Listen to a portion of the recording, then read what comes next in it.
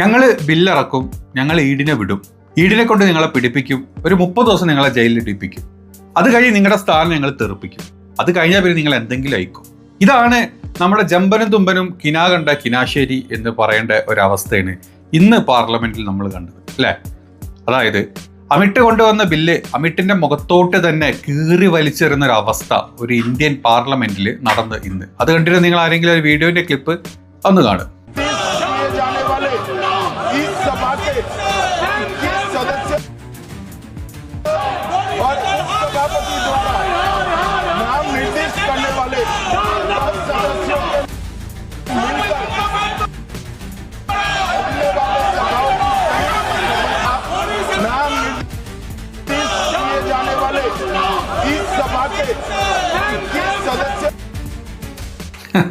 ഇത്ര നാണം കെട്ട ഒരു ഹോം മിനിസ്റ്റർ നമ്മുടെ രാജ്യത്ത് ആദ്യമായിട്ടായിരിക്കും. എന്താണെങ്കിലും കുഴപ്പമില്ല, ജമ്പനും തുമ്പനും കൂടെ ഡബിൾ എഞ്ചിനും കളിച്ചിട്ട് ഈ സർക്കാരിനെ ഇത്രയും അവസ്ഥയിൽ എത്തിച്ച് ഇപ്പം നമ്മുടെ ഡബിൾ എഞ്ചിനിലെ ജമ്പൻ ഒരു ബില്ലുമായിട്ടാണ് ഇന്ന് വന്നത്. ആ ബില്ലിൽ പറഞ്ഞ കാര്യം നിങ്ങളെല്ലാവരും അറിഞ്ഞിട്ടുണ്ടാവും, അല്ലേ? അതായത് മന്ത്രിമാരും, അത് മുഖ്യമന്ത്രി ആയാലും വേണ്ടില്ല, പ്രധാനമന്ത്രി ആയാലും വേണ്ടില്ല, ഏത് മന്ത്രി ആയാലും വേണ്ടില്ല, അറസ്റ്റ് ചെയ്യപ്പെട്ട് കഴിഞ്ഞാൽ, അറസ്റ്റ് ചെയ്ത് 31 ദിവസത്തോളം, ഒരു മാസത്തോളം ജയിലിലിട്ട് കഴിഞ്ഞാൽ ആരും അപ്രോച്ച് ചെയ്തില്ലെങ്കിൽ ഓട്ടോമാറ്റിക്കലി അയാളുടെ മന്ത്രിസ്ഥാനം നഷ്ടപ്പെടുന്നു. വല്ലാത്തൊരു ബില്ലല്ലേ? നമ്മൾ കേൾക്കുമ്പോൾ നമ്മൾ വിചാരിക്കും തീർച്ചയായിട്ടും വേണം. മന്ത്രിമാർക്ക് എന്താ കൊമ്പുണ്ടോ? സാധാരണ മനുഷ്യന്മാരെ പോലെ അല്ലേ എന്ന് ചോദിക്കും. അതെ, മന്ത്രിമാർക്ക് ഒരു കൊമ്പുമില്ല, സാധാരണ മനുഷ്യന്മാരെ പോലെ തന്നെയാണ്. ഇങ്ങനത്തെ ബില്ലുകളൊക്കെ പണ്ടേ വരേണ്ടതായിരുന്നു.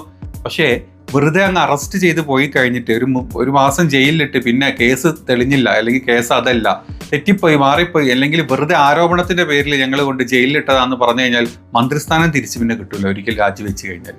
അങ്ങനെ പ്രശ്നമുണ്ട്. അപ്പം ഇത്തരത്തിലുള്ള ബില്ല് കൊണ്ടുവന്നത് എന്തിനാണെന്ന് ജമ്പനും തുമ്പനും നല്ല വ്യക്തമായിട്ട് അറിയാം. ഒരു സ്ഥലത്ത് രാഹുൽ ഗാന്ധിയുടെ ജാഥ അങ്ങനെ എരിഞ്ഞു പൊളഞ്ഞിരിക്കുന്ന സമയത്ത് ഇപ്പുറത്തെ കൂടെ എന്തെങ്കിലുമൊക്കെ കാട്ടിക്കൂട്ടണ്ടേ എന്ന് വിചാരിച്ചിട്ട് ഒരു ബില്ല് കൊണ്ടു എന്ന് വന്ന് പലരും പറയുന്നുണ്ട്. അതൊരു പക്ഷം മാത്രമാണ്. കാരണം നാളത്തോടുകൂടി ഈ ഒരു സെഷൻ, നമ്മുടെ പാർലമെന്റ് സെഷൻ അവസാനിക്കാൻ പോവാണ്. ഇന്ന് രാവിലെ തന്നെ ഈ ബില്ലും പൊക്കി പിടിച്ച് കൊണ്ടുവരേണ്ട ജമ്പന്റെയും തുമ്പന്റെയും ചിന്താഗതി നിങ്ങൾ ചിന്തിക്കണം. ഒന്ന്, കുറച്ച് കാര്യങ്ങൾ ഡൈവേർട്ട് ചെയ്ത് വിടണം. അത് മാത്രമല്ല, ഇങ്ങനെ ഒരു ബില്ല് കൊണ്ടുവന്നു കഴിഞ്ഞാൽ ഇവന്മാർക്ക് കിട്ടാൻ പോകുന്ന ഗുണങ്ങൾ എന്തൊക്കെയെന്ന് പറഞ്ഞുതരാം. അതായത് നമ്മളൊരു അനുക്കം കുറെ പേര് സംസാരിച്ചിട്ടുണ്ട് കാര്യം. അതായത് ഇങ്ങനെ ഒരു ബില്ല് കൊണ്ടുവന്നു കഴിഞ്ഞാൽ ED NIA എന്നൊക്കെ പറഞ്ഞു കഴിഞ്ഞാൽ വെറും കുഞ്ചിരാമന്മാരായിട്ട് കൊണ്ട് നടക്കുന്ന നമ്മുടെ ഡബിൾ എഞ്ചിൻ സർക്കാർ, അതായത് ചാടിക്കളിക്ക് കുഞ്ചിരാമ എന്ന് പറയുമ്പോൾ ED ഇങ്ങോട്ടൊരു ചാട്ട് കളിക്കും, ആടിക്കളിക്കട കുഞ്ചിരാമ എന്ന് പറയുമ്പോൾ NIA ഇങ്ങോട്ടൊരു ചാട്ടം ചാടും. പിന്നെ നമ്മുടെ നാട്ടിലെ സുപ്രീം കോടതി ജഡ്ജിമാരാണെങ്കിലും വേണ്ടില്ല, നമ്മുടെ നാട്ടിലെ ഇലക്ഷൻ കമ്മീഷൻ ആണെങ്കിലും ഇല്ല, അതൊക്കെ മറ്റു കുറെ കുരങ്ങന്മാർ, ഈ പറഞ്ഞ മൊത്തം കുരങ്ങന്മാരിങ്ങനെ കയ്യിൽ വെച്ച് കഴുത്തിലൂടെ ചരടിട്ട് ഇങ്ങനെ ചാടിപ്പിച്ച് കളിക്കുന്ന ജമ്പനും തുമ്പനുമാണ് നമ്മുടെ രാജ്യം ഭരിക്കുന്നത്. അതുകൊണ്ട് തന്നെ ആ രാജ്യം ഭരിക്കുന്ന ജമ്പനും തുമ്പനും ഈ പറഞ്ഞ സകല ED NIA CBI പിന്നെന്താണ് പറയുക, നമ്മുടെ ഇലക്ഷൻ കമ്മീഷൻ, സുപ്രീം കോടതി ജഡ്ജ്, ഇവരൊക്കെ കൊണ്ട് എന്ത് ചെറ്റത്തരങ്ങൾ നമ്മുടെ നാട്ടിൽ ചെയ്യിപ്പിക്കാൻ വളരെ ഈസി ആയിട്ട് സാധിക്കും. ഇപ്പം NDAയുടെ പക്ഷത്തല്ലാത്ത ഏതൊരു മന്ത്രിമാരെയും ഏത് രീതിയിലും ഏത് സംസ്ഥാനത്ത് പോയിട്ടും അവരെ അറസ്റ്റ് ചെയ്യും ED. ഒരു ഇതും വേണ്ട, EDക്ക് അറസ്റ്റ് ചെയ്യാൻ പ്രത്യേകിച്ച് കാര്യങ്ങളൊന്നും വേണ്ട. ഒരു ഇതുമില്ലാണ്ട് നേരിട്ട് പോയിട്ട് അറസ്റ്റ് ചെയ്യാനുള്ള ഓപ്ഷൻസ് ഒക്കെ നമ്മുടെ ജമ്പനും തുമ്പനും EDക്കും NIAക്കും കൊടുത്തിട്ടുണ്ട്.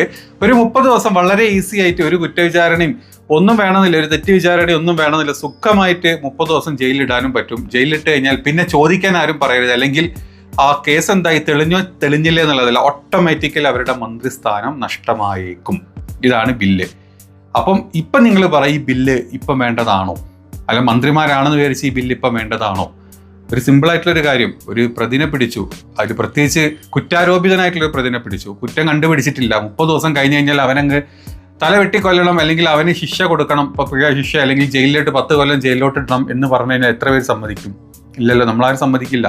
ആ കുറ്റം തെളിയിക്കപ്പെടണം. കുറ്റം തെളിയിച്ച് കഴിഞ്ഞ് ഇയാൾ ഇങ്ങനെ പ്രശ്നത്തിലുണ്ട്, അല്ലെങ്കിൽ ഇയാൾ കാര്യം ചെയ്തിട്ടുണ്ടെങ്കിൽ മാത്രമേ നമ്മൾ അല്ലെങ്കിൽ കുറ്റത്തിനുള്ള ശിക്ഷ കൊടുക്കുകയുള്ളൂ. 30 ദിവസം ജയിലിലിട്ടതുകൊണ്ട് മന്ത്രിസ്ഥാനം തെറിപ്പിക്കണം എന്ന് പറഞ്ഞു കഴിഞ്ഞാൽ അത് പണ്ടായിരുന്നെങ്കിൽ പിന്നെയും ഓക്കെ. കാരണം അന്ന് ഈ പറഞ്ഞ ഗവൺമെന്റ്, നമ്മുടെ ഭാരതീയ ഇന്ത്യയുടെ എന്താ പറയുക, സർക്കാരിൻ്റെ അണ്ടറിൽ, അല്ലെങ്കിൽ ഇന്ത്യയുടെ സർക്കാരിൽ വരാത്ത നിൽക്കേണ്ട ഡിപ്പാർട്ട്മെൻറ്റുകളായിട്ടുള്ള ED ആണെങ്കിലും NIA ആണെങ്കിലും സുപ്രീം കോർട്ട് ആണെങ്കിലും ഇലക്ഷൻ കമ്മീഷൻ ആണെങ്കിലും, അതായത് ഒരു പാർട്ടിയിലല്ലാണ്ട് ബയാസ് അല്ലാണ്ട് നിൽക്കേണ്ട എല്ലാ തരത്തിലുള്ള നമ്മുടെ നാട്ടിലെ സകല സംവിധാനങ്ങളും ഈ ജമ്പനും തുമ്പനും പറയുന്നത് മാത്രം കേട്ട് ജീവിക്കുന്ന, അവരുടെ ആസനം നക്കി ആസനം വാലും ചുരുട്ടി ഇവരുടെ പിന്നാലെ വെറും ഷൂ നക്കി നടക്കുന്ന വെറും തേർഡ് റേറ്റ് ഡിപ്പാർട്ട്മെൻറ്റുകളായി പോയിട്ടുണ്ട്.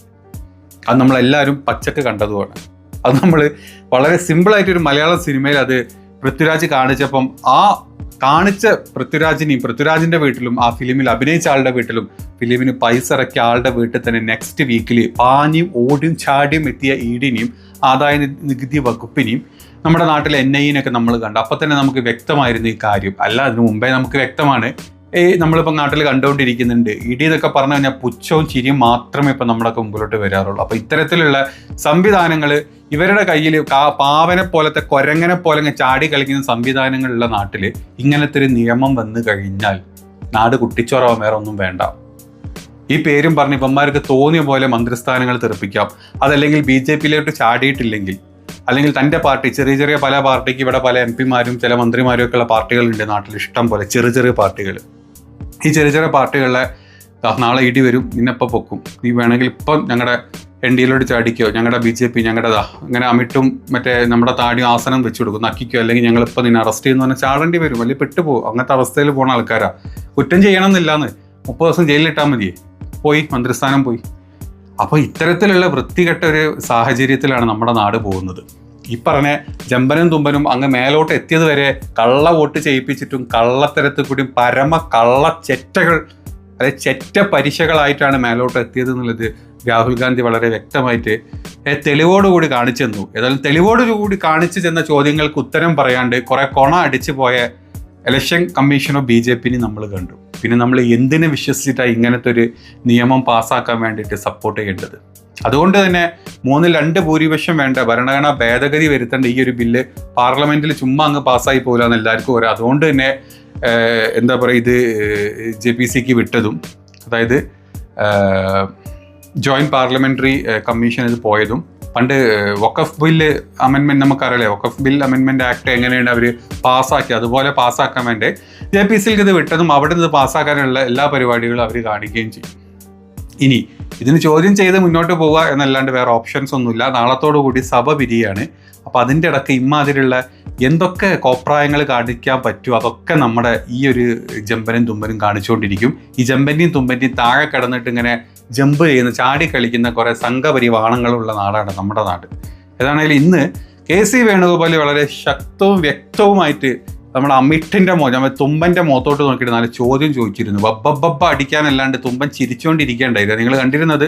അതായത് താനൊക്കെ ഗുജറാത്തിൽ പല കേസുകൾക്ക്, ഒന്നൊന്നല്ല പല കേസുകൾക്ക് മന്ത്രിയായിരിക്കുമ്പം തന്നെയൊക്കെ അറസ്റ്റ് ചെയ്ത് ജയിലിലിട്ടിരുന്നു. അന്നൊന്നും ഇല്ലാത്ത ധാർമ്മികത ഇപ്പോൾ എവിടെ നിന്ന് വന്നു എന്നാണ് ചോദിച്ചത്. കാരണം അമിട്ട് പറഞ്ഞത് ഇത് ധാർമ്മികപരമായിട്ട് നമ്മൾ ചെയ്യേണ്ട കാര്യങ്ങളാണ്, നമ്മൾ അങ്ങനെയാണ്. ഈ പ്രധാനമന്ത്രി പോലും എന്താ പറയുക, ഒരു കുറ്റം ചെയ്ത് കഴിഞ്ഞാൽ പിടിക്കപ്പെടും, മറ്റേതാണ് മറിച്ചതൊക്കെ പറഞ്ഞ് കുറേ സംഖ്യകളെ സുഖിപ്പിക്കാതല്ലാണ്ട് ഊളത്തരം പറഞ്ഞു കഴിഞ്ഞാൽ ഈ പ്രതിപക്ഷമാണെങ്കിലും സാധാരണ നാട്ടിലെ ജനങ്ങളാണെങ്കിലും അതിന് ചോദ്യം ചെയ്യും അമിട്ടെ. അതാണ് KC എന്ന് ചോദിച്ച ചോദ്യം. അത് കണ്ടുനോക്കാം clip. This bill is to sabotage the federal system of this country. This bill is to sabotage the basic principle of the constitution of this country. Can I ask a question to the Honorable Home Minister? When he was the Home Minister of Gujarat, he had been arrested, sir. Whether he took the morality of that point of time?